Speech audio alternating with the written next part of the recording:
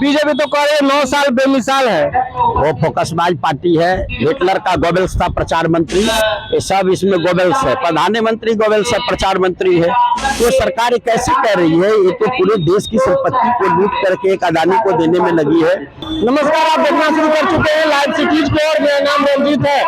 PM Modi के 9 साल पूरे होने के बाद 9 साल बेमिसाल कार्यक्रम बीजेपी के द्वारा आयोजित किए जा रहे हैं। वहीं इसी बीच विरोधी दल के द्वारा एक कार्यक्रम आयोजित कर बीजेपी पर हमला बोला जा रहा है। हमारे साथ पूर्व सांसद डॉक्टर अर्जुन राय जी मौजूद है, उनसे हम सीधा बात करते हैं। सर, क्या मामला को प्रदर्शन किया जा रहा है?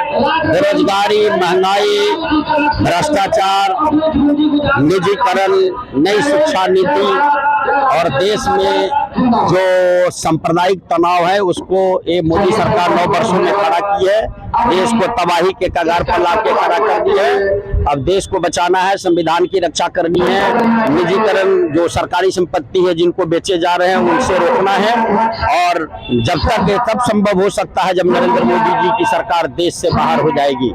इसलिए हम लोग जर्मनी से भारतीय जनता पार्टी को इस बार उखाड़ फेंकेंगे और बिहार में 40 में 40 सीट महागठबंधन में श्री नीतीश कुमार जी, तेजस्वी प्रसाद यादव, लालू जी, राहुल गांधी और कम्युनिस्ट का जो आपस में महागठबंधन है, इस महागठबंधन के नेतृत्व में जनता से अपील करते हैं कि आप 40 में 40 सीट जिताएं, सीतामढ़ी भी साथ में जिताएं, ताकि इस देश को बेरोजगारी और निजीकरण से देश को बचाया जा सके। बीजेपी तो कह रहे 9 साल बेमिसाल है। वो फोकसबाज पार्टी है। हिटलर का गोबेल्स था प्रचार मंत्री, ये सब इसमें गोबेल्स है। प्रधानमंत्री गोबेल्स है, प्रचार मंत्री है। देश का आर्थिक स्थिति देखिए, आज 100 करोड़ से ज्यादा लोग दरिद्र है। सस्ता अनाज, फ्री अनाज के लिए हाथ फैला रहा है।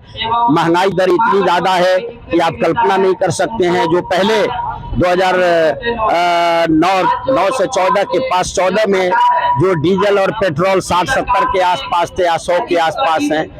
जिसके 400 रुपए जो गैस सिलेंडर थे, आज 1300 रुपए हो गए।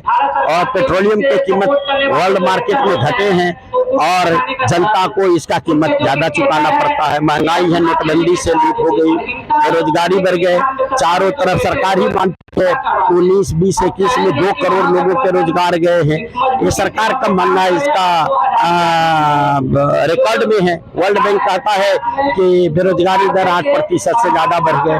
तो सरकार कैसे कह रही है? ये तो पूरे देश की संपत्ति को लूट करके एक अदानी को देने में लगी है। देश के जमीन के लिए बेचने के लिए भी इन्होंने कानून बना दिए थे।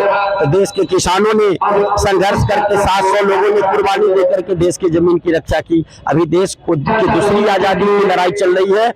बाबा साहब के संविधान को समाप्त किया जा रहा है। संवैधानिक संस्थाओं का दुरुपयोग हो रहा है।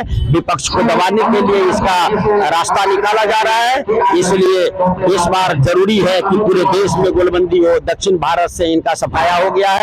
2-4 स्टेट जो है वहाँ भी कई उत्तर भारत में जो काउबेल्ट जिन्हें कहते हैं, इस बार सफाया होगी और भारत में डेमोक्रेटिक सरकार बनेगी। क्या लग रहा है महागठबंधन को लोकसभा में कितनी सीटें आएगी? 40 में 40 पूरी तरह कंफर्म है। पूरी तरह सपार होगा पूरे देश में और नरेंद्र मोदी जी का और बीजेपी का सफाया हो जाएगा।